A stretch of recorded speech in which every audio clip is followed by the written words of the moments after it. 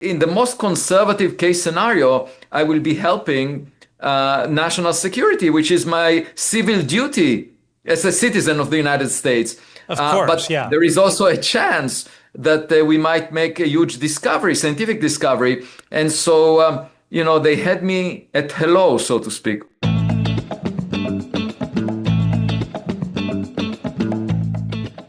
Welcome to the Good Trouble Show. I'm Matt Ford.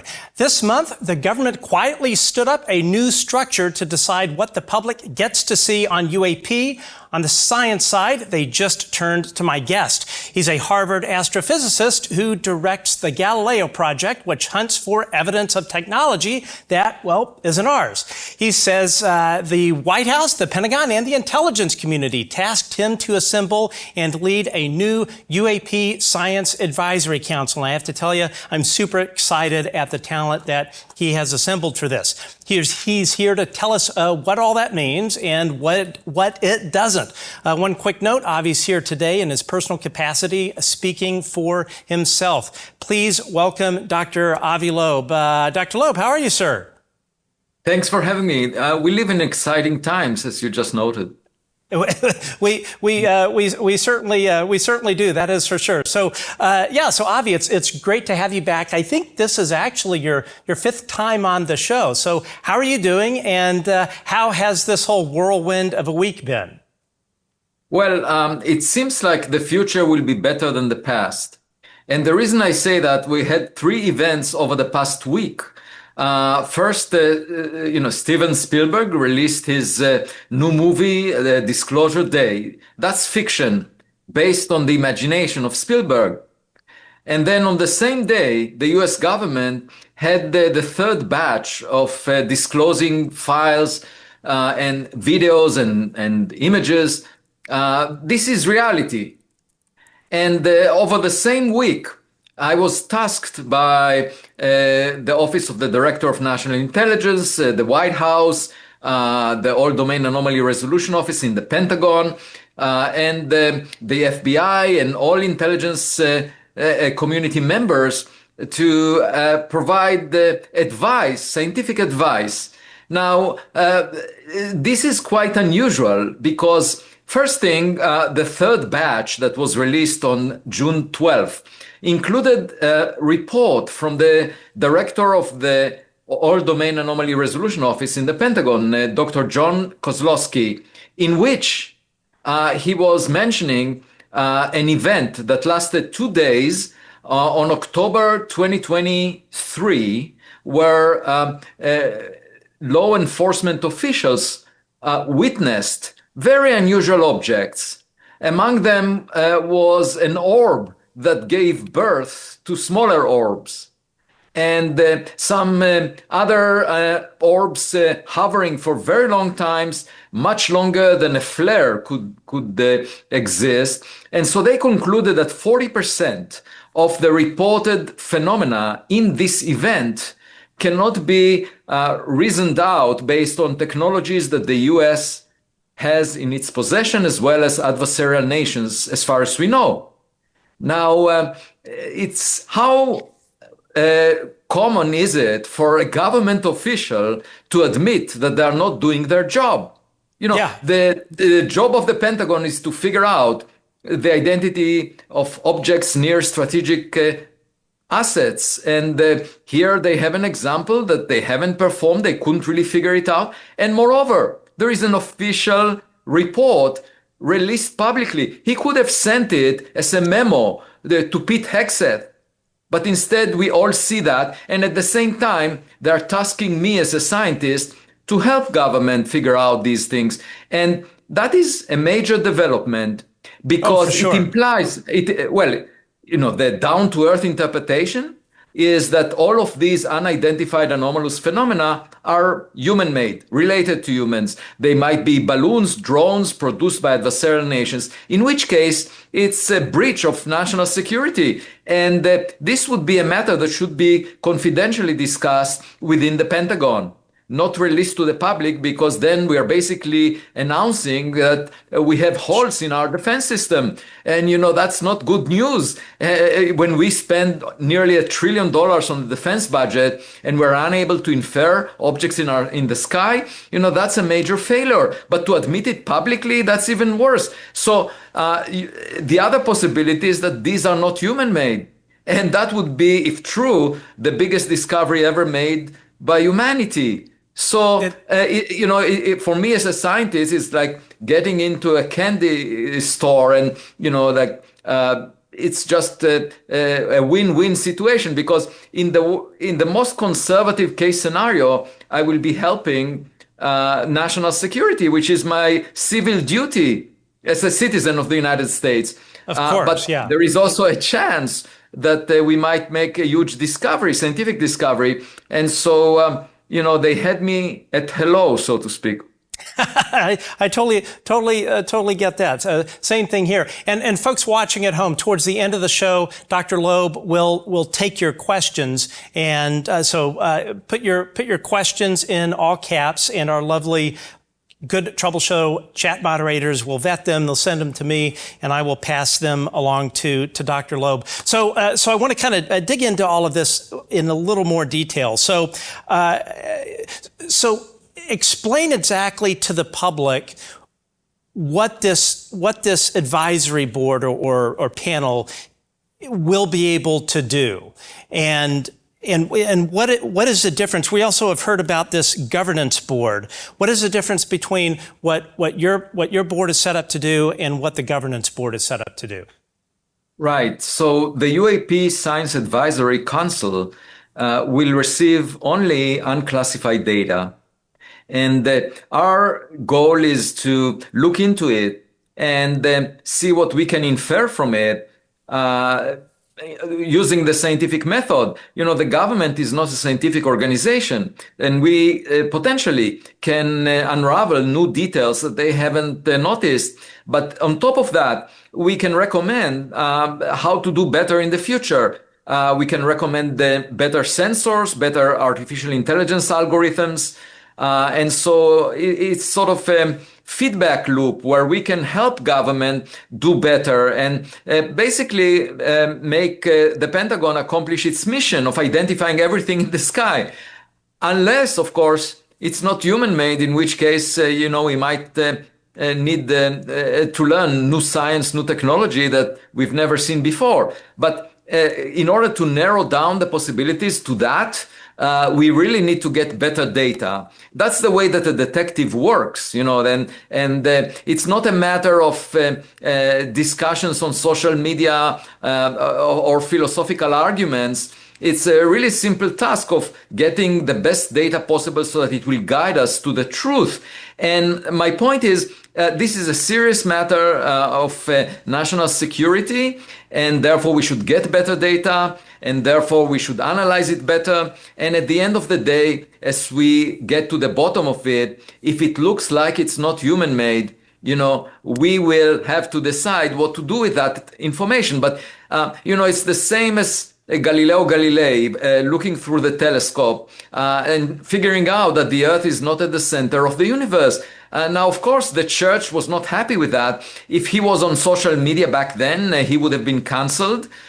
It took them 350 years after he died to admit in 1992 that he was right. And the reason they did that is because they had no choice. They would look like fools because spacecraft were looking at the Earth. Clearly, the Earth was moving around the sun rather than the other way around. And in fact, the Earth did that 4.5 billion times before the Vatican even existed. So whether we have neighbors or not is not up to social media influencers. It's not up to the Kardashians of science. There are these people who comment about science. They have their opinions about what science is supposed to do. No, it's not about whatever they say is completely irrelevant. What we need is better data so we can figure it out. And if it ends up being all human-made, all these objects, all these UAPs can be explained as balloons, drones, or some technologies we've never seen in the US before, so be it. We just helped the US government fulfill its mission of protecting the US in particular strategic sites where a lot of these UAPs are seen. Sure, sure. And I would say, as far as the Kim Kardashian of science, who comes to mind is Neil deGrasse Tyson, but I would say that Kim Kardashian is significantly better looking, but that's just me. People might wonder, how do you tell the difference between an influencer and a player, someone who is writing scientific papers, doing research on this subject? It's very easy to tell the difference. An influencer would basically go where the wind blows. In other words, an influencer is maximizing the number of likes that they get by attending to the popular view, whereas a player in the field, is not always popular, because it takes time for the community, for the mainstream community of science to recognize something. And, so the main difference between me being in the field and doing the research and Neil deGrasse Tyson is I can score a goal. He will just describe the goal after I score it. Or he will make some money when he sees that this subject becomes popular. He would write a book. Yeah, but like the one he's got out now. Yeah, like the one he's got out now. Yeah, exactly. Well, so my point is there is a delay between the response of influencers and the progress in real science. And the delay is caused by the fact that they're not doing the right thing. They're basically trying to be popular instead of attending to the facts. And, it's the Knicks just won, and the reason they won is because they kept their eyes on the ball, not on the audience. And my point is we should keep our eyes on the orbs, not on the audience. I agree with that. Okay, so I want to jump back into this board. So you said that this started with a messenger that you hosted at your home, and I'm sure you can't name that individual, but at the level, can you say, did this come from the White House or any particular agency? Are you willing to at least tell us that? Yeah, the Office of the Director of National Intelligence, as well as the White House, as well as all the other, he came to represent all other agencies. But the actual research is done by Aero in the Pentagon. But of course, it's done in coordination among all these agencies. Now, to answer your previous question about the governing board, and I hope to, of course, advise them based on the deliberations within my council. So I hope to be part of their conversation as well. But those are that board will be composed of representatives from all the organizations I mentioned before: the White House, the Director of National Intelligence Office, Aero in the Pentagon, the FBI, and other intelligence communities. And so all of these will have their voice heard within this governance board. And the difference between that and our council is that they would actually review classified materials. So they will decide whether to declassify it or not. And they will look into things that the council is not able to look into. Now, there will be, in addition to the Science Council, there would be most likely another advisory board, but it will serve a different role, of representing perhaps a broader community of people. But my job as a scientist is to do my best to help government figure out the nature of these things. And it's exciting because it's like a detective story. And the way that a detective cracks a mystery is by looking at the clues, not going around and asking people about what's the most likely answer and doing a popularity contest. And, it makes the work of a scientist exciting. And I should say that reality could be far more inspiring than a script of Hollywood directors, because and the reason is simple, because our imagination, the imagination of Spielberg, is limited to experiences on this earth. And most of the real estate is beyond Earth. So if we are being visited by some alien entity, it may represent a much larger data set than all the data centers that we are now establishing at the cost of $700 billion in the US this year. That's because crazy. All of these data centers represent what we learned on Earth. That's it. And just think about how much bigger is the universe. Now, I want to ask. So you spoke about this just a few minutes ago. So you do not have classified access. There's kind of no legal authority. All the data. The council will not have classified access. Yes. Okay, and I take it the information that you'll be receiving as well is unclassified. So my question: the council will receive just unclassified.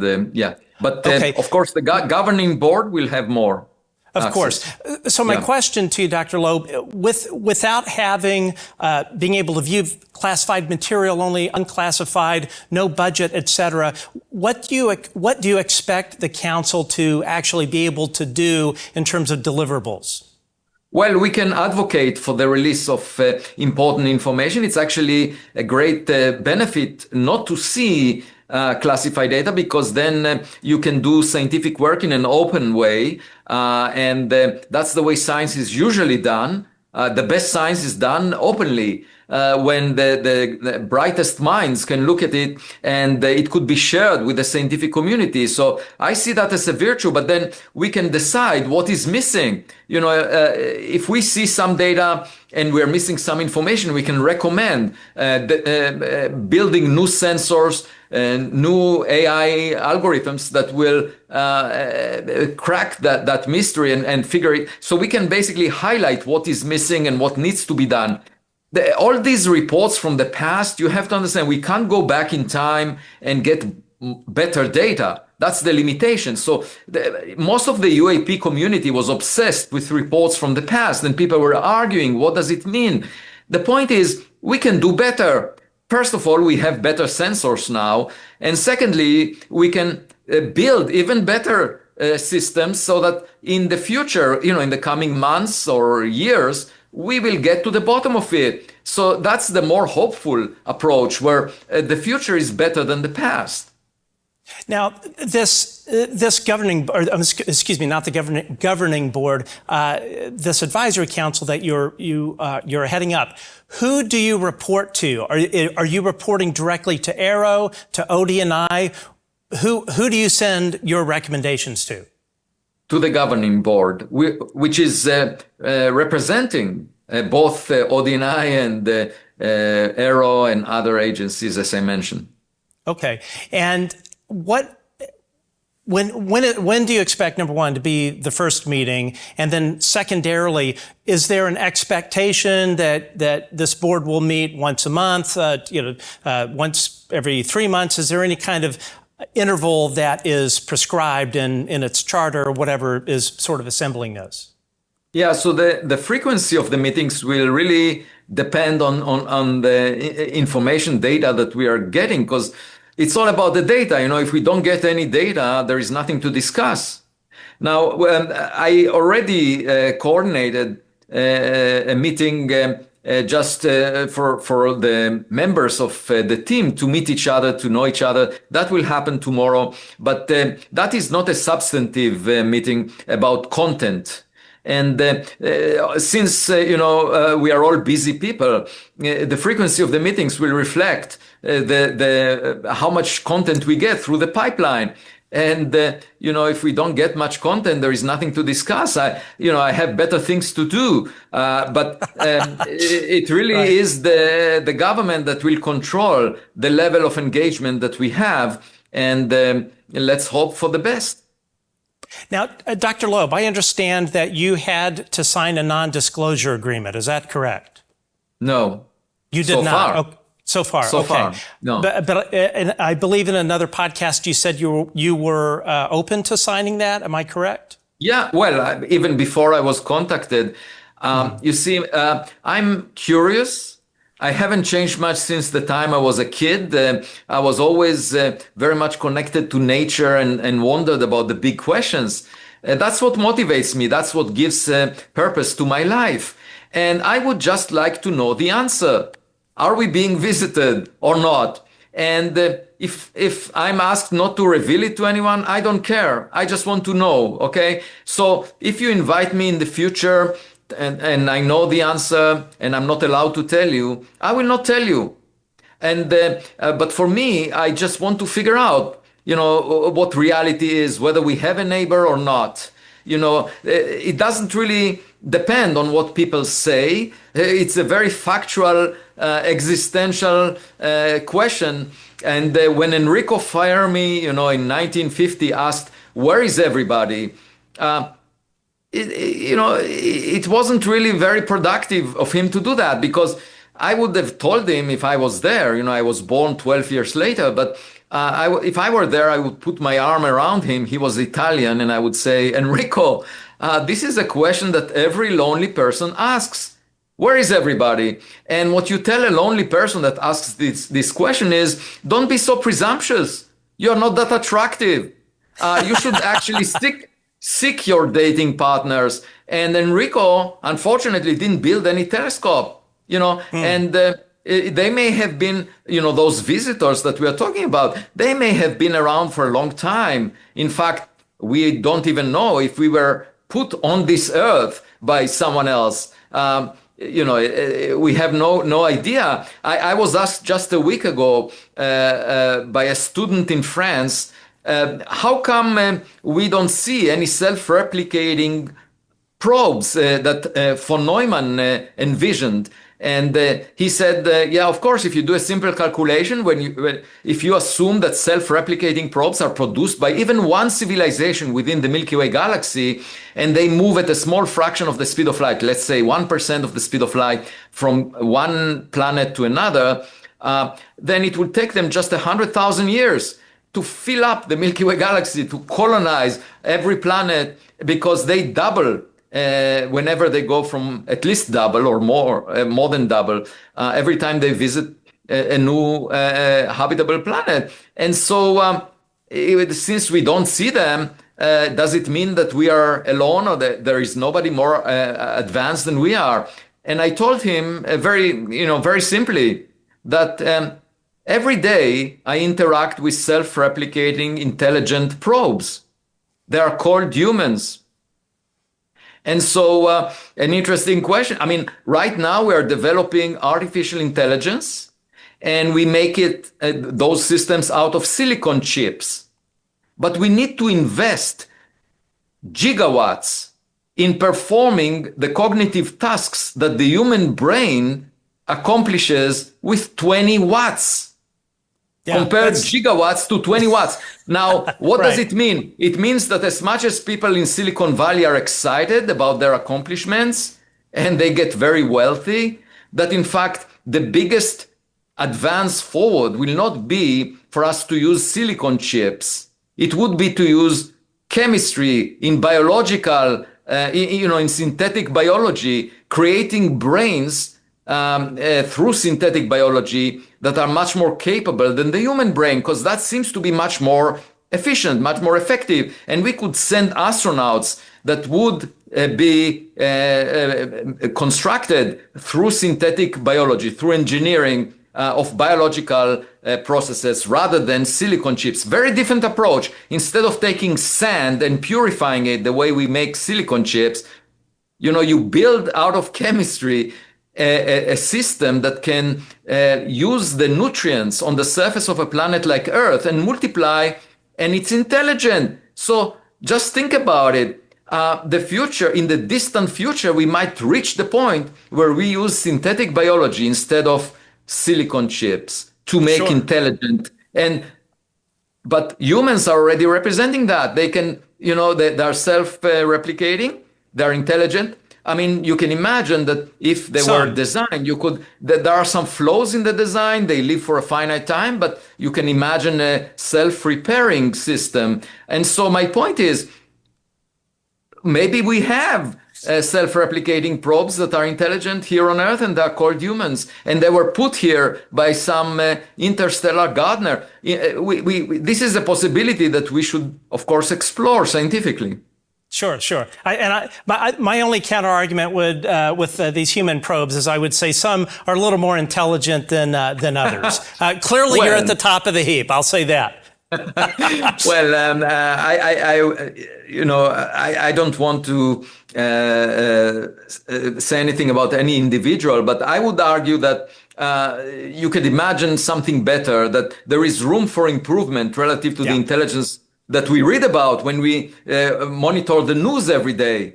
Because if you look at what happens in the world, there are $2.4 trillion invested every year in military budgets. And the only goal is either to kill other people or protect us from others killing us. And if you just think about it, that's 99% of our budget goes in this direction, and only 1% goes into science or space exploration. And that's not the most intelligent thing to do, because occupying territories on this rock that was left over from the formation of the sun, makes no sense. Of course, the change in the mindset of humans may be triggered by an alien visitor, because once we realize that someone is visiting us, that arrived at our backyard, it will imply that we are not at the top of the food chain, cosmologically speaking, that, they reached our backyard before we reached their backyard. And it might serve as a role model for us to change our priorities, to invest more in space. Just think, if we were to invest $1 trillion a year in space exploration, instead of investing it in killing each other, how much we can accomplish. We can build a spacecraft that will carry humans and provide the habitat for humans to live on. It's much better than going to Mars, where the temperature variations between day and night are hundreds of degrees. You are exposed to cosmic rays, energetic particles that can kill you. It has no atmosphere. Why would we dream of going to another rock that is much worse, has much worse living conditions than Earth? That is not the most intelligent thing to do. The most intelligent thing to do is build a habitat the size of a city that carries humans to space, and have a self-repairing mechanism for maintaining human longevity for a very long time. And I'm saying it's just a question of priorities. We are now not focusing on the important things. If we want to be remembered in the history books of the Milky Way galaxy, we should do better. I agree. And one reason for us to do better would be to recognize a neighbor that is already doing better. I want to circle back to the board, and I completely agree with you on all of those fronts. Now, you said you have a meeting coming up where everybody gets to know each other and whatnot, and you have assembled truly a great board. Many of the folks on there have been a guest on the Good Trouble Show. So we have Dr. Garry Nolan, Stanford, who's a Stanford pathologist, Matthew Sudeikis, who's not been on our show, but he's wonderful. And another brilliant mind, Dr. Kevin Knuth, Admiral Tim Gallaudet, although I have to say I completely butchered his name first time he ever came on the show. You have Dr. Peter Skafish from Soul Foundation, another brilliant mind who's been on the show. And then you have Michael Shermer. And I want to read to you some of the quotes that he has said over a period of time on Twitter. I'm going to read 4 of them, and then I just want to get your reaction. So one from 2026. Why, oh why, do otherwise rational people not get this? Show them photos of blurry Loch Ness or grainy Bigfoot or double exposure ghosts, and they exercise their rational faculties. Tell them it's aliens, and their brains turn to mush.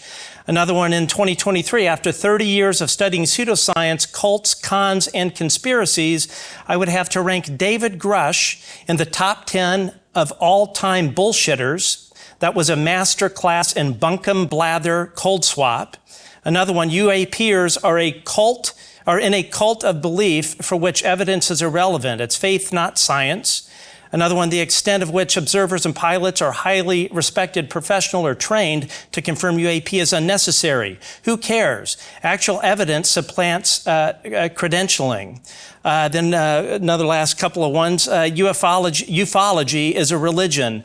There will never be empirical evidence. And then finally, and he removed this tweet, but he compared one of the whistleblowers I just mentioned to the leader of the Heaven's Gate cult, and of course that entire cult committed suicide at the sort of guidance of this leader. And Michael Shermer directly compared this guy, and then said, well, maybe if these folks had applied or had been subscribed to Skeptic magazine, maybe that wouldn't have happened. So my question is, why should someone who says things like that deserve a seat at a table that you have clearly set up with some of the most brilliant minds? Yeah, so first, I completely disagree with all these statements, but that's exactly the reason why I need him to be on the table. And my hope is that he will change his tunes and actually admit that that he was wrong. The point is that every committee needs to have a devil's advocate, someone who is a skeptic. That's required in order to make sure that we don't follow biases within the committee, that we don't miss important clues. I want to hear someone who disagrees with me. Okay. Now, it might sound to you like a very strange thing, given that, people are not willing to invite their relatives to Thanksgiving if they think differently on political matters. We reached a point where the political polarization is so great that people are not speaking to each other, even though they're family, and they hate whoever disagrees with them. And they live in their echo chambers. That's very common right now in politics, but also in science. And I don't like that, because in my view, we should understand the other side and then demonstrate why we have the correct opinion. That's the better way of getting at the truth. And so I decided that it would be a good idea to have a dissenting view.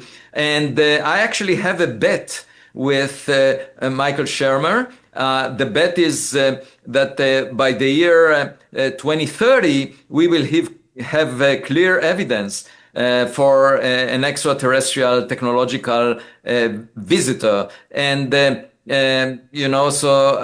obviously, you can tell my opinion is very different than his. But my hope is that he will agree with me in case we do see that evidence as a result of the deliberations of the committee. And I have hopes that in the coming months and years, you will hear a very different tune coming from him. So, in fact, having someone that started with the quotes that you just mentioned, ending up in a different place would be quite remarkable if I managed to pull this. That would certainly be the case. I mean, the only way I would respectfully push back Dr. Loeb is, I totally understand needing dissenting opinions, but are scientists such as yourself not automatically skeptical? You're looking at the scientific method. You're not just buying things on the surface. No, not at all. I'm completely open-minded and looking forward to the data to guide us. But, and I had no issue also with the vice president, J.D. Vance, saying that these UAPs are demons. Anyone can, have their own explanation to the knowledge that we currently have about these phenomena. I'm completely fine with that. You can have believers, you can have skeptics, no problem whatsoever, as long as everyone agrees that we can figure things out by getting better data. As we get more evidence, more clues, it will be clear to everyone. And, the reason I bring this up is because that's exactly why the Vatican ended up changing their tunes eventually. They realized that indeed the earth moves around the sun. There is no doubt about it. And it would be foolish of them insisting the other way. Now, most of the time in science, you have to understand, most of the time we have large uncertainties. We don't know what is the explanation for a mystery. For example, 84% of the matter in the universe is invisible. We call it dark matter. And that was realized 90 years ago. And so far, the scientific community, the mainstream, initially in the first few decades, it was not believed. People said, oh, maybe these are objects made of ordinary matter, that we can't see them, that they are dark or something. But then it ended up, based on a variety of arguments, including the early universe, we can say beyond any doubt that such matter exists. If you adopt Einstein's theory of gravity, there is no doubt about it, because if everything was made of ordinary matter, we would not exist, because we see the radiation, the cosmic radiation background from the Big Bang, and that was smoothing out all the inhomogeneities that were responsible for the formation of galaxies like the Milky Way in the ordinary matter that was coupled to this radiation. But the dark matter is invisible, doesn't couple to the cosmic radiation. As a result, it gave birth to galaxies like the Milky Way. So, in fact, we owe our existence to the existence of dark matter, but we don't know what it is. And, we are still 90 years after its discovery, we still cannot figure it out. And we invested billions of dollars in directions that proved out to be wrong. The mainstream said, oh, it's a weakly interacting massive particle that makes it. We built the Large Hadron Collider with the hope that it will discover it. We didn't discover it. So very often the mainstream is wrong. Okay, so that's the way science is done. We live in a state of uncertainty. A lot of people in the public feel uncomfortable when they see anomalous phenomena. And by the way, dark matter or invisible matter is an anomaly. It's something we don't understand. We don't know the nature of it. So it's just like UAPs. It's an anomaly that we don't understand. A lot of people in the public feel uneasy. So on social media, they have a belief system. They know that this anomaly represents something that they believe in. But that's not good enough, because we need evidence to guide us. You can believe in whatever you want as long as you agree that at the end of the day, we will use the evidence, the clues that we collect, to figure out the nature of this thing. And, it's just like in the courtroom. We know that very often you have eyewitnesses that give testimonies under oath. And sometimes, people are put in jail, but not only in jail, they are put on death row based on testimonies under oath. So the people who said that they are the criminals were absolutely sure. They were willing to bring death to those in front of them. And then it turns out that when the DNA evidence came along, these people were exonerated. There are dozens of cases like that. So what does it tell us? What is the lesson from this? That you can't believe stories told by people. You have to have evidence from, of scientific quality from instruments like the DNA test. That is the reality check. We can believe, each of us can believe that we have $1 trillion in our bank account. There is one person who has more than that. It's Elon Musk. But all of us, can believe in that because it gives us pleasure. And then the reality check would be to go and check how much money do we actually have. So my point is, you can enjoy believing in something. It gives you pleasure, but reality is under no contract to give you pleasure. Okay, in difference from Steven Spielberg, when he asks people to go to the movie theater and see his creation, he is under an obligation to give them pleasure. So he can imagine whatever he wants. He can give them red meat. Basically, here are bodies of aliens that you can see in videos. He can give that to the audience, but that's because he has artistic freedom. I really want to see these bodies in reality before I would assume that they exist. That's the difference between the work of a scientist. We have to abide by evidence. Once the evidence is presented, that's where the beef is. Once it's presented, once I have a chance of seeing it firsthand, then I can convince everyone else. Just like Galileo's evidence, eventually convinced everyone. Yeah, and I tell you what, if you talk to Elon Musk, ask him if he can give some of his $1 trillion to fund our show. So, because we're barely paying the bills here. I wouldn't ask him to fund the show. I would ask him to fund the research on the following question: is Elon Musk the most accomplished space entrepreneur since the Big Bang, 13.8 billion years ago? If you ask me, I would say no. But if you ask him, he might say yes. And I'm willing to bet with him. Each of us will put 1% of our net worth to address this question. I'm happy to do that. Agreed. And I want to interrupt.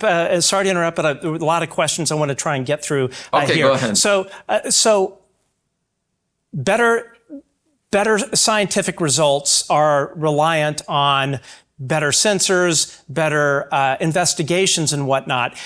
How how can this board accomplish this without any funding? Oh, because the government has funding and we just need to guide them. You know, when someone asks for your advice, you can be very influential. If they have the money and they follow your advice, then you can accomplish whatever their money can accomplish. If they are going in the wrong direction, they would not use the money wisely. So, you know, the defense budget is $1 trillion this year. You know, that's quite a lot of money. Sure, sure. And I want to circle back. One last question regarding Michael Shermer. If he were to make continued derogatory posts around... Oh, no, that is unacceptable. That is completely unacceptable. Okay, good. I would be happy if he already were to regret what he said. You know, I cannot force him to do that. Sure. But what I can do is through the work that through our deliberations, eventually bring him to admit that, you know, he was on the wrong side of history. Okay, so in your view, as I think I'm hearing you saying, if he were to continue with that, that would possibly jeopardize. That is unacceptable. No, that is unacceptable. Awesome. I think, you know, the one thing that I see on social media very frequently are personal attacks. And I myself am being attacked from both sides. I'm being attacked by mainstream or actually science influencers for actually pursuing this subject scientifically. And I'm also being attacked from believers who know the answer. They don't need me to do my scientific research. So as long, you know, if these people were just attacking the idea of the work that I'm doing, that's different. But they attack me personally. They say bad things about me that are completely incorrect. But I don't want to engage in mud wrestling because that gets everyone dirty. So I just focus on the orbs, as I said before. I don't pay attention to the audience. I'm not trying to be liked. Very different from Neil deGrasse Tyson. I'm not, you know, I don't care if both sides of the spectrum are angry at me. Who cares? You know, at the end, what matters is what are the orbs? Right. I agree. I agree with that. So we're going to take a quick break. Folks, if you're not already subscribed to our show, please hit that button, ring the bell, drop a comment. Believe it or not, all of that kind of stuff. I know every show asks you to do it, but YouTube sees all of that, and YouTube says to itself, hey, we're going to recommend The Good Trouble Show to people that are not current subscribers. And then also, we don't have an Elon Musk or a Peter Thiel, however the hell you say his name, supporting us. We are completely supported by people like yourself. So super chats are open. We've already seen some really generous donations. Thank you for that. And also we are on Patreon at www.patreon.com/The Good Trouble Show. Your donations is what allows us to rent this great studio in Los Angeles, bring you great guests like we have today with Dr. Loeb. So we would very much appreciate that. So anyway, back to Dr. Loeb. All right, so I want to talk about the disclosure politics. You've sided with Dr. Sean Kirkpatrick, the former director of AARO, over Anna Paulina Luna. Of course, some of the things that she has said about Dr. Kirkpatrick is not complimentary. What would you say if Anna Paulina Luna, which she is a fan of the show, I met her at Real Time with Bill Maher, huge fan of Congresswoman Luna, just outstanding human being. What would you say to her about Dr. Sean Kirkpatrick that you think that maybe she has wrong?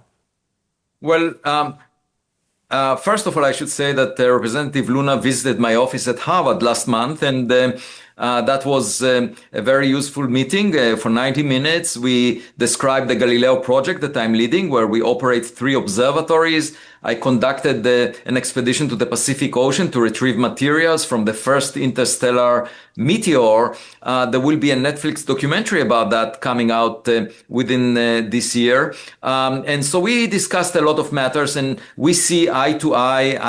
I really salute her for her visionary work, for pushing the narrative forward, trying to get disclosure. She's doing amazing work. and we resonate on many levels. I met her a year ago when I spoke at the House, and she was there. I will meet her next week in the Senate. There will be a disclosure forum there. We agree on everything so far. With respect to Kirkpatrick, I don't have anything to say about that. I met him. He came to my home like many other people. I had a lot of interesting visitors to my home over the past 5 years. Many of them are multi-billionaires that came to either support my work or ask about it, or to actually, in one case, build an observatory on top of Sphere. In Las Vegas, we have 3 units, one on top of Sphere and 2 others separated by 10 kilometers, thanks to a visit by Jim Dolan to my home. The latest visit was the person who asked me to lead it came from government, who asked me to lead this council. But there were a lot of visitors in between. And, one of them was when Sean Kirkpatrick, shortly after he was appointed as the director of Aero, he came over and discussed things with me. And at some point asked that we maybe collaborate on a paper. So, it was a relatively superficial relationship where we met several times and wrote this thing that I basically put some of my content into it. But it's not as if what he did later is supported by me. I mean, I didn't really get into those details, and I will let Representative Luna have her verdict. I mean, I'm not in a position to change her opinion about him, and she knows much more also from the briefings in a SCIF. Just so that everyone understands, a SCIF is just a Faraday cage. It's a place where electromagnetic signals cannot penetrate in or out. A SCIF will play an important role in our future. I just want to mention that because right now, the biggest problem in education is that students use AI. And the only way to test their intelligence, the natural intelligence of students, is to put them in a Faraday cage. So that they cannot use their cell phone and get the advice of AI. So these Faraday cages will not be used only by government in the future. I think they will be used in order to allow us to test the natural intelligence of students without the help of artificial intelligence. And by the way, this is the biggest threat that I see for AI in the future. The fact that the people who rely on AI, they lose their cognitive abilities. And many of the people that use AI all the time become dumber. And I see that among students and postdocs. So as much as those students and postdocs are able to do tasks much faster, the reliance on AI is similar to taking the bus instead of walking. The bus offers you a very fast transfer from point A to point B instead of walking. And if you do that, your muscles will deteriorate. And the same is true about the human brain if we use AI too often. Of course. Next thing I want to turn to is some of your comments about Dr. Beatriz Villarroel's work on the anomalies or whatever we want to call them. I'm not a physicist. I barely passed college. I drank way too much and was doing things I probably shouldn't have, or would have probably landed me in jail. So a week ago you were on Brian Keating and you were asked about can these be U2s or cosmic rays when they go dark, exactly when orbiting object enters the Earth's shadows. Can you elaborate on that? I believe you said that it was something you wanted to get to in the later on in the show, and I think you guys may have run out of time. What did you mean to say? Let me explain. So, what many people don't understand about science is that it's not about detecting signals. Science is not about signals. It's about isolating signals from sources of noise. Because you can detect signals all the time, and if it's just noise, then you are chasing ghosts. You are paying attention to things that have nothing to do with real entities. And so the trick of doing science is to isolate the signal from the noise. Now, all I did was point out that, there was a paper that correlated the transients, these events in the photographic plates from the Palomar Sky Survey in the early 1950s, correlated them with geomagnetic storms. And what that paper found is that there is an anti-correlation, that these transients are more numerous when there are no geomagnetic storms, or when there is a geomagnetic storms, there are fewer of them. Now, if you think that these transients are real sources of light in the sky, you have to ask the question, why would UFOs or UAP anti-correlate with geomagnetic activity? You have to ask this question. Now, of course, it may be possible that the aliens don't like geomagnetic storms. These are plumes of plasma coming from the sun, and going through the Earth's magnetosphere.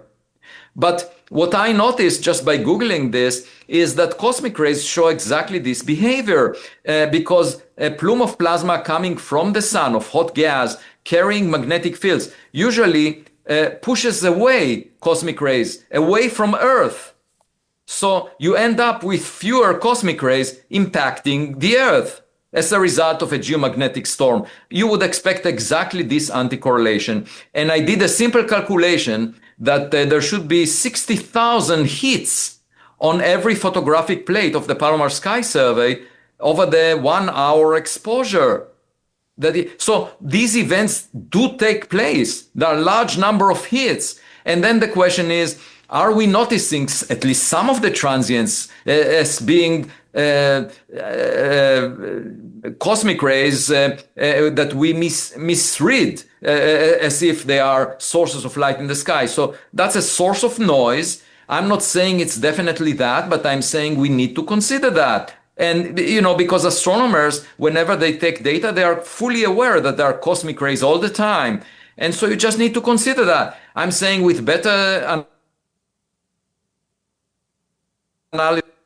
The second, and by the way, I got into this just because the second batch of the UFO file release showed the images from Apollo astronauts, and there were sources of light, blue lights in those images. But I realized that in the film, the Kodak film, there are also sources of blue light at other locations that are not under the camera lens. And that indicated to me that we are dealing with cosmic rays. So that's the only, and I'm just saying this is a source of noise. We have to consider it. I'm not saying that this work is wrong, but I'm saying the anti-correlation tells you that you have to worry about cosmic rays, because why would UFOs be anti-correlated with geomagnetic activity? The second aspect is that we are familiar with satellites, and nowadays, of course, they appear in a lot of images of the sky, and we have to take that into account. Back before Sputnik, you may ask, what could have been in the sky? And there was this CIA report from 1992 that was released on June 12th as part of the UFO file release. This CIA report basically says the U-2 airplanes were responsible for half of the UFO reports in the late 1950s and the 1960s. Now, I'm pretty sure that before it became operational, the U-2 airplane was tested.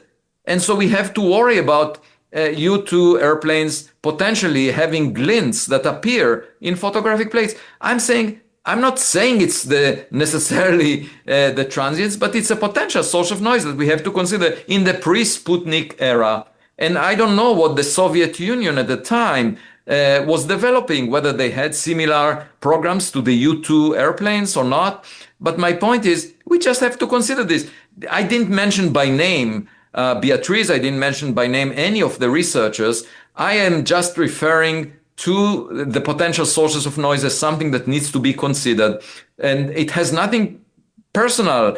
This is standard practice within science, where you are discussing a signal to talk also about the noise. Now, some people were upset because they said, oh, how dare you bring up this possible noise sources if you were willing to consider the possibility that 3i Atlas is a technological artifact. And the point is, I did not say that 3i Atlas is a technological artifact. I just said it has anomalies that we should examine as potential technological signatures.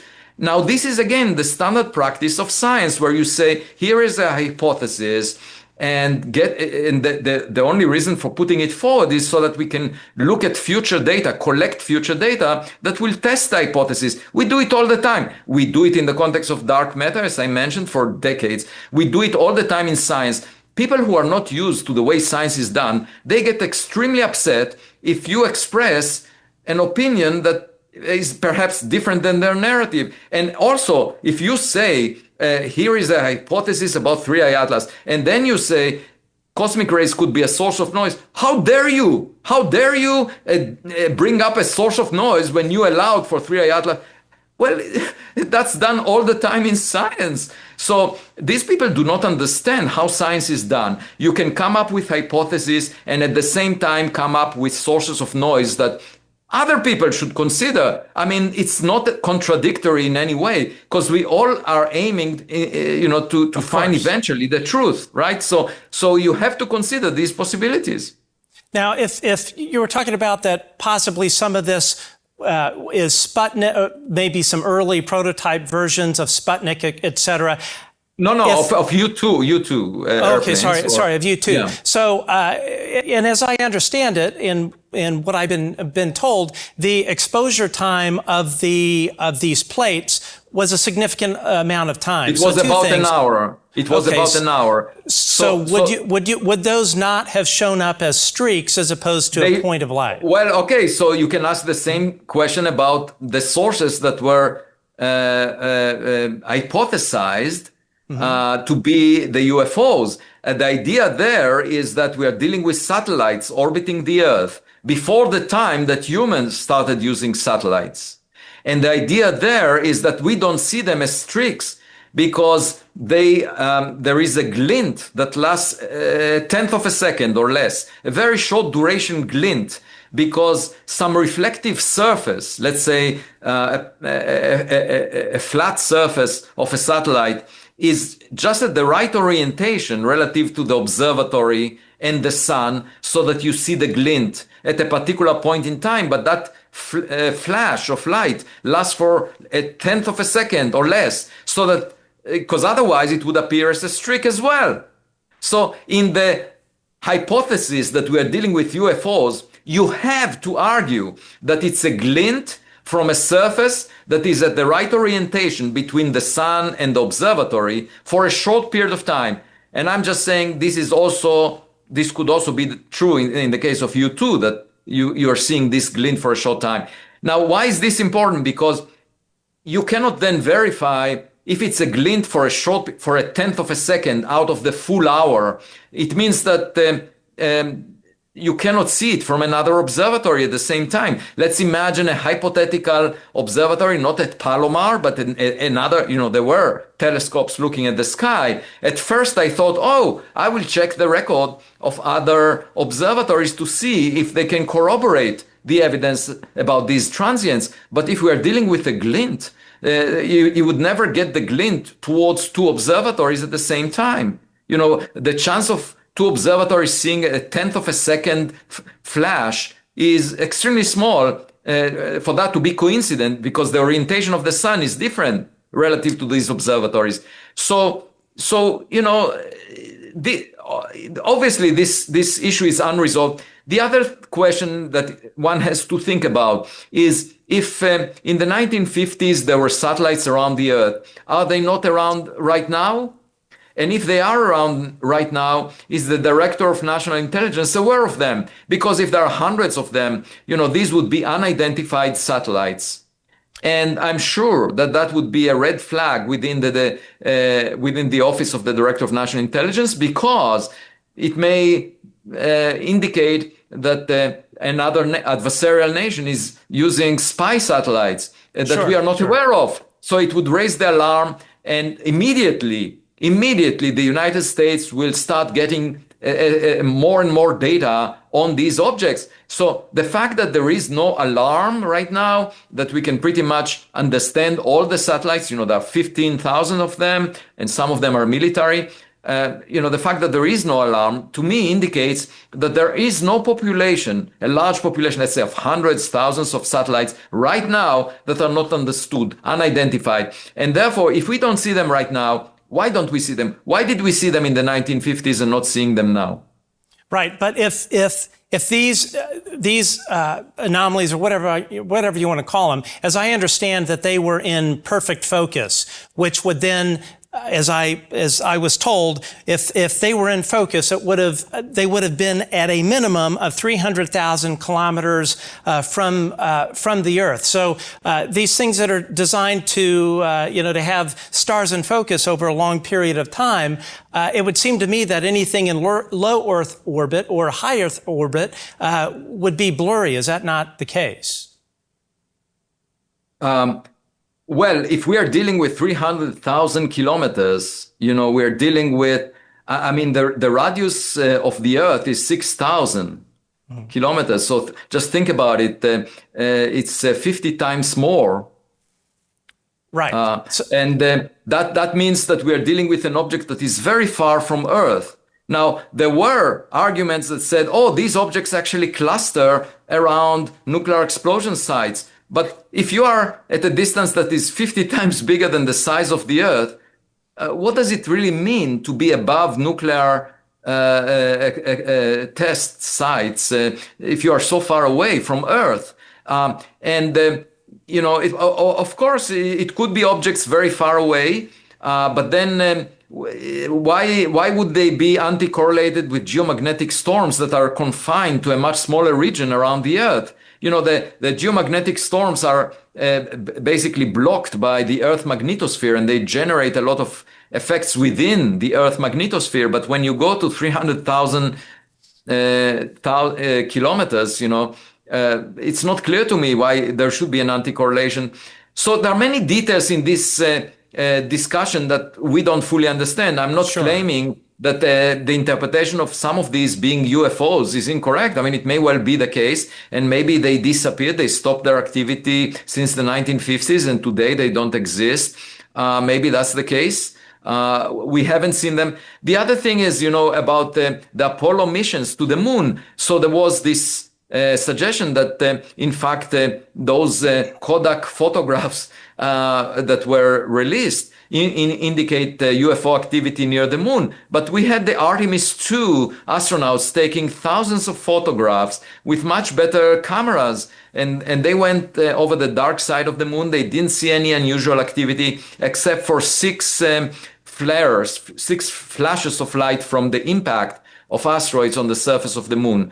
So, my point is, of course, we can debate forever about what happened in ancient times, in historical reports. The problem is we cannot go back in time and get better data. However, if we want to resolve the case, we want to look right now with better sensors, collect new data. So my point is the future can be better than the past. Instead of us arguing about what may have happened in the past, the better way to figure out things is to get new data with higher quality so that everyone is on the same board and we understand what we are doing and just figure out if there are any anomalies there. And, when I see interstellar objects, like 3i Atlas, who just visited us for the past year or so in the inner solar system, when I see the data showing anomalies, I say, okay, let's collect new data on this object. It's very exciting.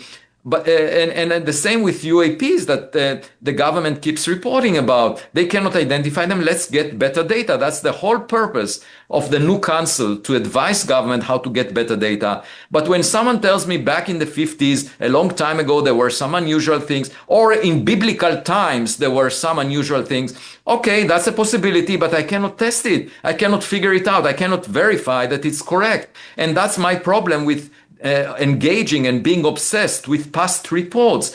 The way I see for us gaining new knowledge is not relying on. I mean, we should be intrigued by past reports. I'm very intrigued. I'm really excited about the testimony of David Grusch in Congress and what people say happened in the 50s.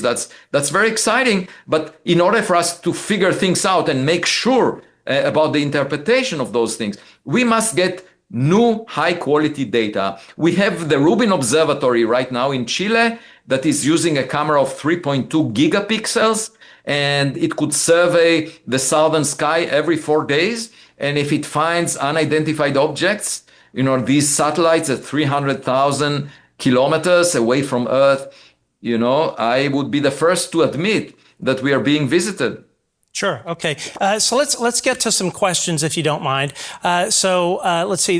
This is from an individual. It says, your own council's mission says it will focus on new, higher quality data rather than re-examining older material that can't be independently verified. That describes archival plate work exactly. Is your federal mandate now being used, in your opinion, to rule out Villarroel's data by category before your council has had the ability to look at its merits? No. I mean, we are focusing on data that was obtained by the U.S. government, not by the Palomar Sky Server, which is an open database. Anyone can go there and analyze this data. So anything that was obtained by astronomers over the years, with open data sets from telescopes, is available to all of us to look at. You don't need a council to look into that. Everyone can look into that. Scientists can look into that and write papers about it. That's exactly what is being done. This is open data. There is nothing to discuss here except the interpretation and to ask whether the signal is more significant than the possible noise sources. That's the whole discussion. Is the signal that is being claimed of UFOs of some sort, is it robust? Or could it be explained by noise sources? That's all. The data cannot be changed. What I'm dealing with is potentially historic data collected by the US government that should intrigue us. And we may have not seen the most interesting data. In fact, it's most likely that the richest data is classified as of now. But we can ask the government to release it and then examine it. And if it's not clear from this data what it means, then we can advise the government how to get new data that will allow us to get to the bottom of this. I guess my question is to you, and I understand, let's focus on new stuff, but I think the question many people have is why are these plates a continual thing, or I say continual, something that you've brought up over the last few times on Brian Keating and on others? No, because I was asked about it. You are asking me about it, so I talk about it. That was true with Brian Keating. Those people on social media keep asking about it, so I have to answer them if I'm speaking with them. There is no other reason. And the only reason that I got into this in the first place was the disclosure of these photographs from the Apollo astronauts that indicated the blue light in those photographs. And I said this could be cosmic rays. Buzz Aldrin said, is reported saying that he saw flashes of light. And I said, well, patients treated by energetic particles, for medical purposes, they see flashes of light because of Cherenkov radiation. This is a well-known phenomenon.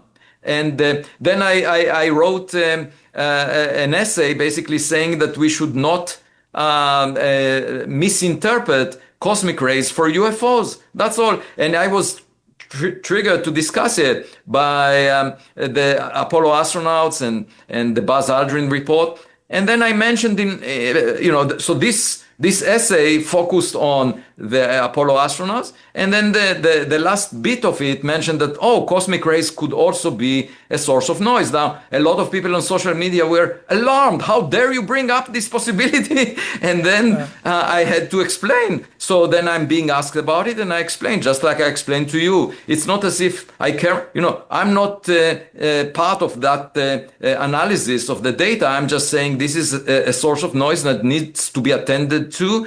And it's not something that you can immediately ignore because of the anti-correlation that was reported in one of those research papers.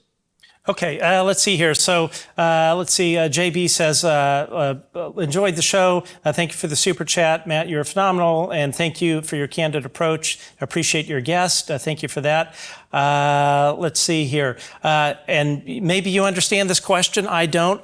If BMS symmetries and gravitational MEM preserve information in space-time, could aliens deliberately encode and later recover message using those? That just went over my head. Yes.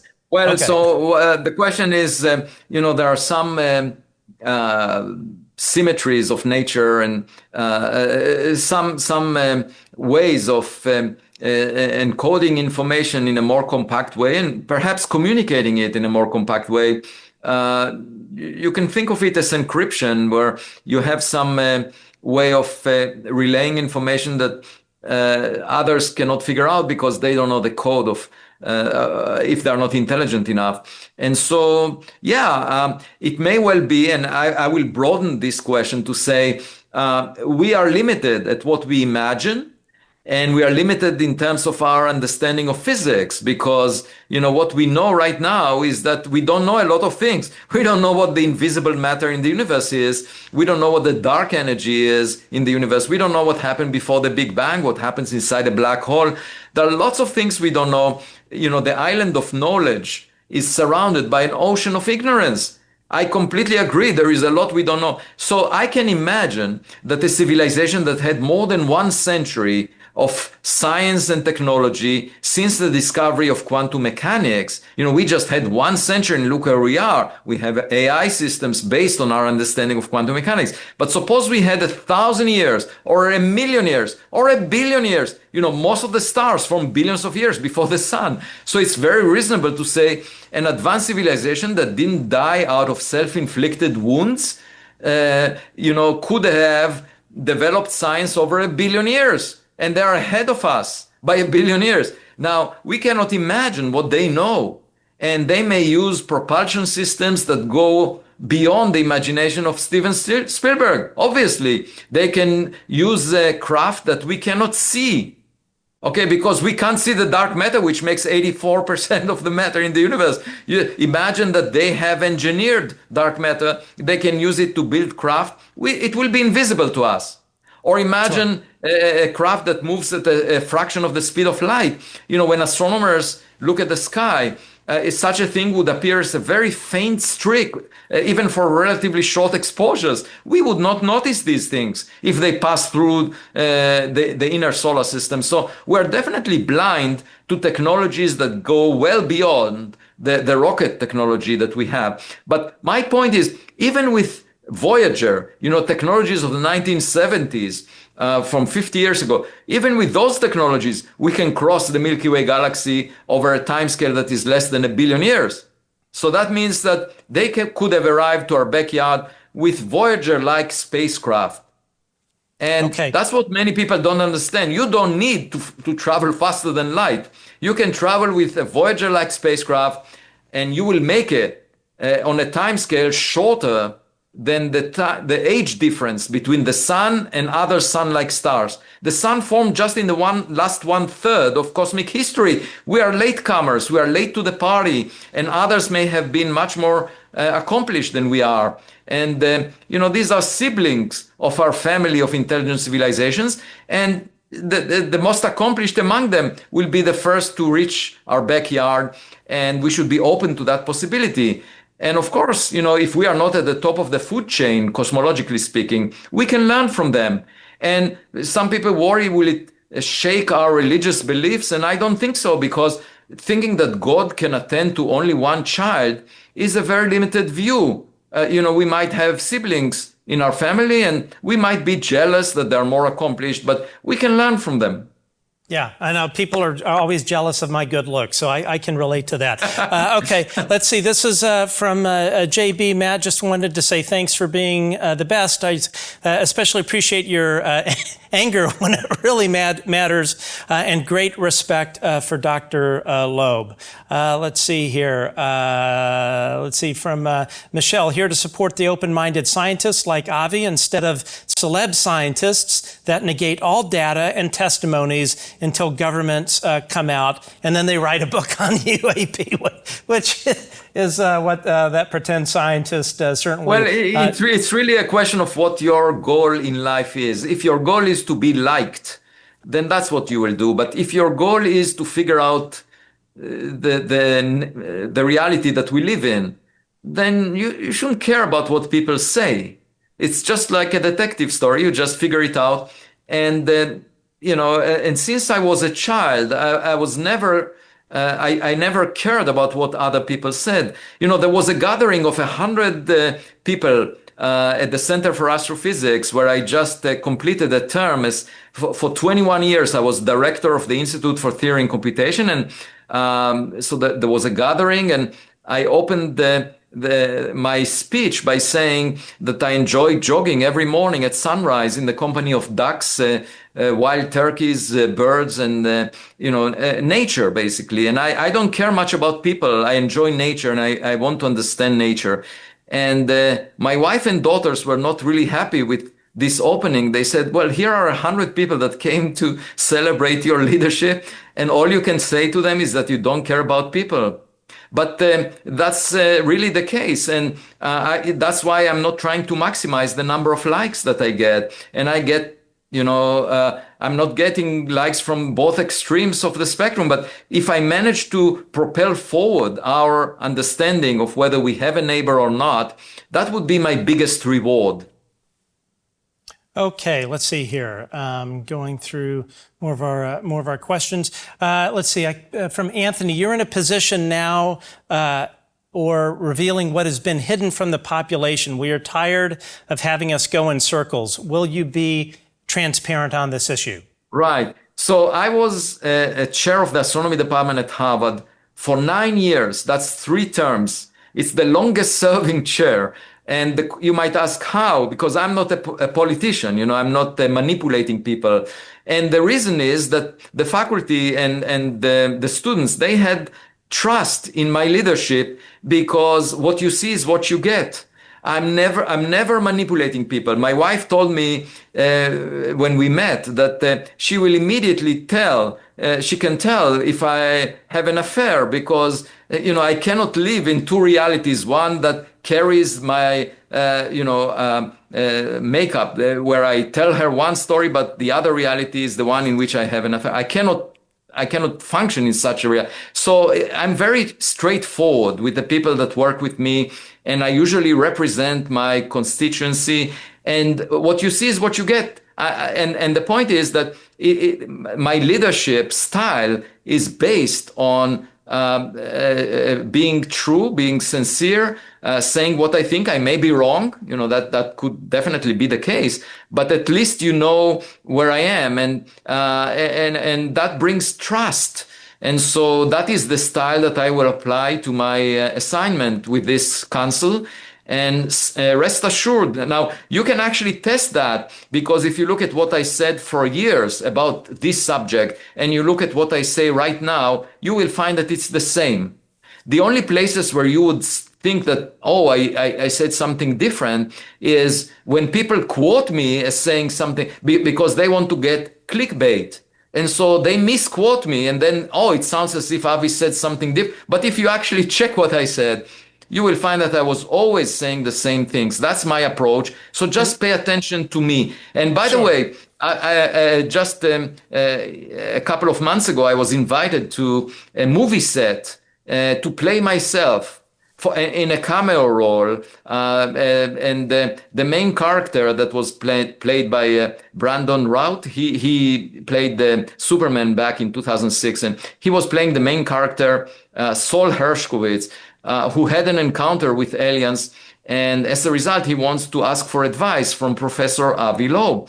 So I was part of the script, and I was sitting in front of him and basically playing myself, which is the easiest thing for me to do. I cannot play anyone else. And that is true on the movie set as well as in life. I cannot play anyone other than myself. Of course. Okay, another question. Let's see here. You built your name arguing that science dismisses anomalies too fast, and you were willing to go public saying Oumuamua, a single interstellar object with no image, might be alien technology. Beatriz Villarroel's team published a peer-reviewed paper on more than 100,000 anomalous transients with actual plate imaging, and that also show up in other observatories across Europe during the same time frame.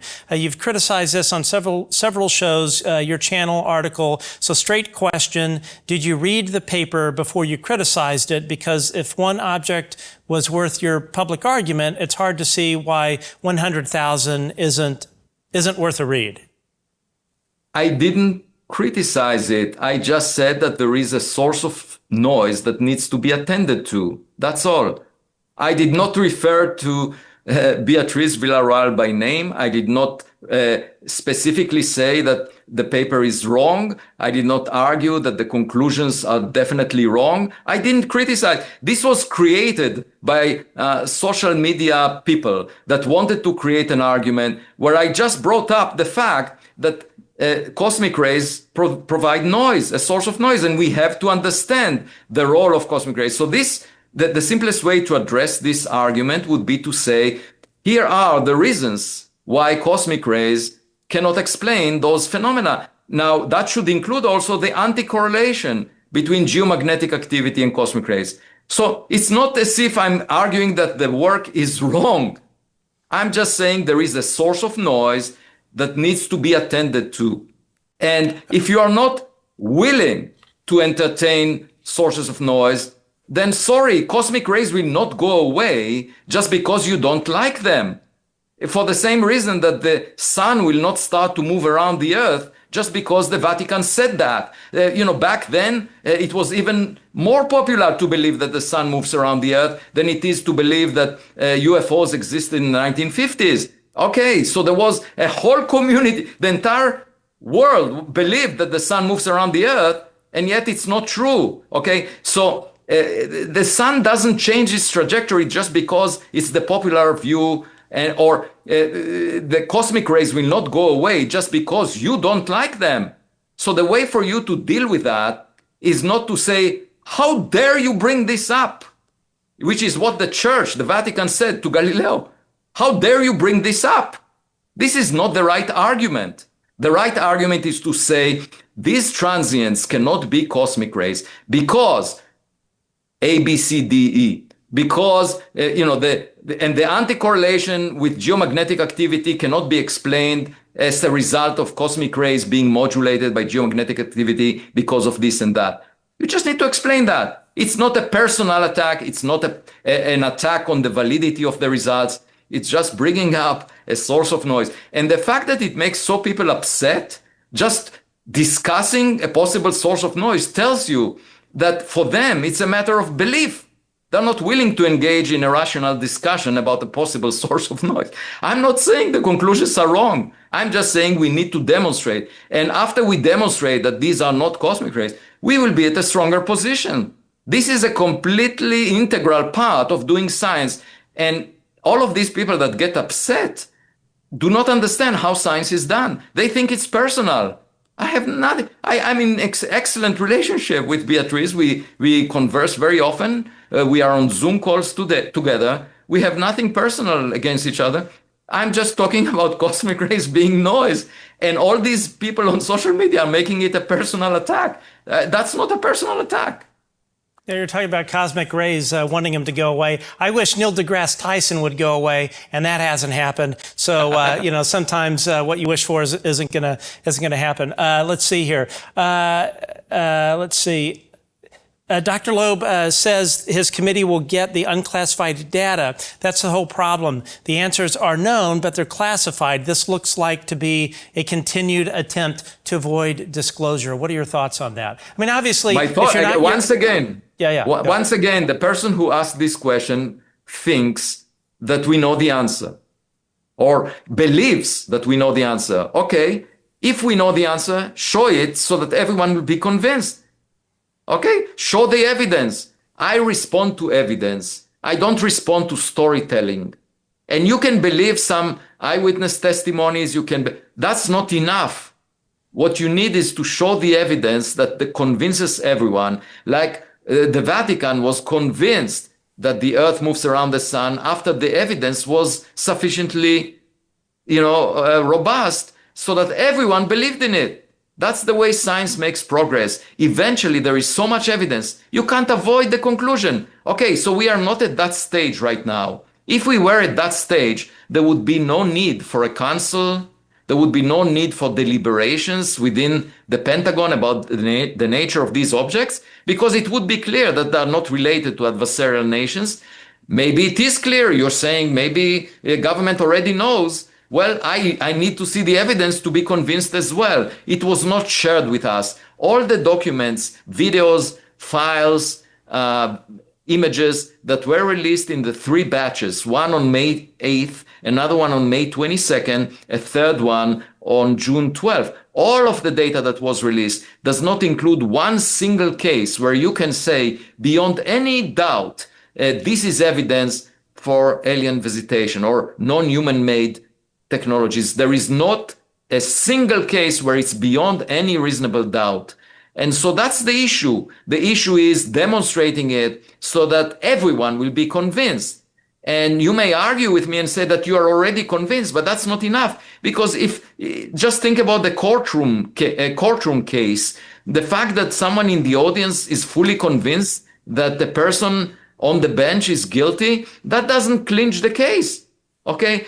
It should be based on evidence. And that's what we are waiting for. And I'm happy to contribute to the delivery of evidence. You may be right in your conviction. You may believe you know the answer already. We might actually have it somewhere hidden. We haven't seen it. Steven Spielberg is sure that it's out there. He made a movie. I want to see it in reality, not in the movie, on the movie set. Okay. And if someone shows it to me, I will be very happy to accept that. But without seeing it, it's just a story. And there are many stories that were told over history that turned out not to be right. So how do we figure out what is true and what is not? By attending firsthand to the evidence. But do you expect, let's just say that, well, let's not just say it. We know this is true, that the best sensor information, the best scientific evidence is classified. Yes. With the latest releases from the Trump administration, I mean, yeah, I look at it and I'm like, that looks like instantaneous acceleration or whatever, but you don't see any data, you don't see any range information. That's right. So how are we ever going to get past that point? We're only seeing just the remedial stuff. Well, that's exactly the goal, to convince the government that this should be shared. Now, the one consideration that obviously the Pentagon has and the intelligence agencies have is they don't want to compromise national security. So we can review the data that are willing to hand over.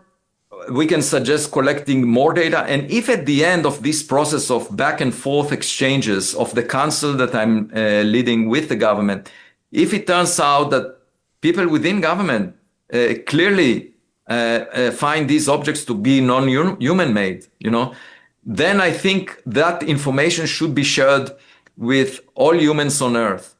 Because there is no point, if you go to your backyard and you find a tennis ball thrown by a neighbor and your family thinks they don't have a neighbor, at the dinner table, I think it's your obligation to tell your family members that we do have a neighbor, because one day the neighbor will knock on the front door and will affect their life.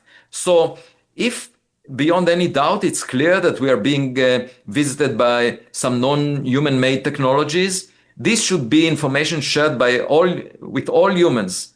We are all in the same boat. But we are not at that stage yet. At least I'm not at that stage because I was not privy to such information. Maybe the government has it. So we will try to do our best to convince them to share it. Last question for you. If the government were to come to you and say, Dr. Avi Loeb,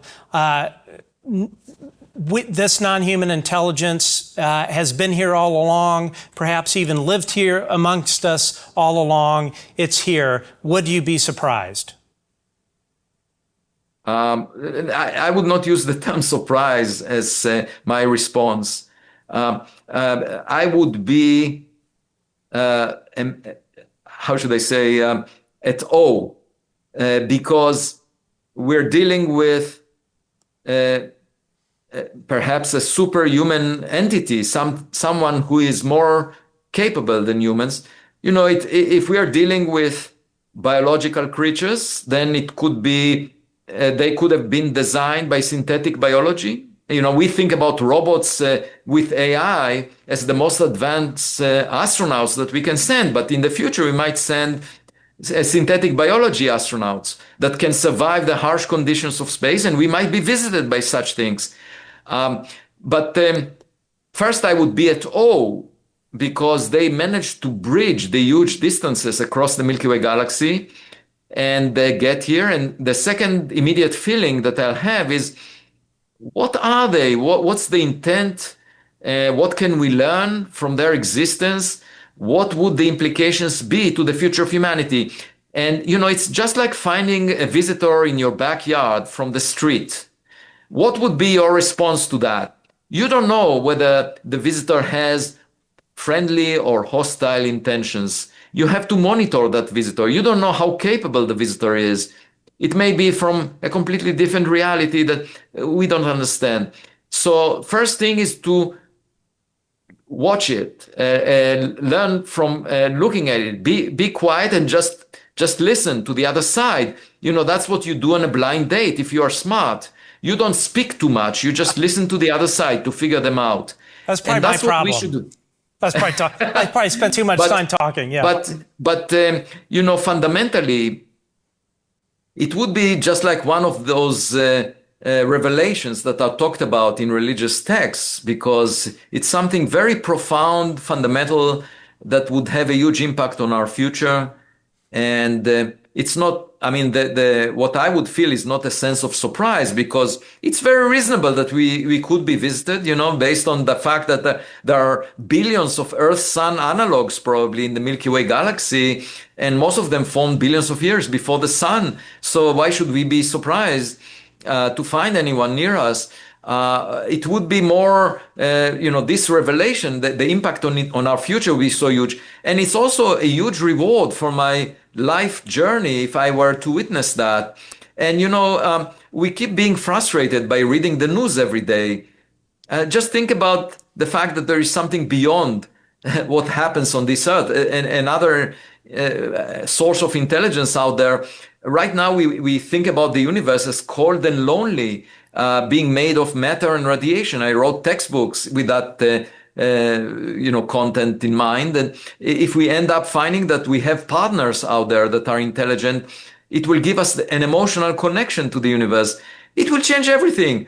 And you know, it would be really interesting, because religious texts, you know, imagined a superhuman entity. But if we find a superhuman entity visiting us, that's, you know, that's more specific. And the question is, what would their impact be on our life in the future? And you know, it will bring so many thoughts in my mind. But just like finding a visitor to our backyard, it really depends on the details of what the visitor is, what the intent is. So my response will reflect the traits of this visitor. And I'm not willing to imagine something based on what Steven Spielberg put in his film. That is not a good prescription. You know, we should just watch who is visiting us without imagining what Spielberg imagined, because it will likely be very different. Absolutely. And I hope in the next Steven Spielberg movie, at least The Good Trouble Show makes it into a storyline. I was a bit bummed that well, I don't know, somebody wasn't, well, you know, Brad Pitt wasn't playing me. I met him when he got a honorary degree at Harvard, and that was a decade ago. And he said, Avi, if you find anything, let me be the first to know about it. And of course, it shows modesty. He is fully aware that his imagination is not sufficient to figure out what the encounter would look like. Awesome. Well, Dr. Loeb, thank you so much. Finally, how will folks be able to follow along with what this committee is doing, or does it have to go through ODNI or whatever, or Sue Go or whatever the hell her name is? Like, well, how can people follow what you're doing?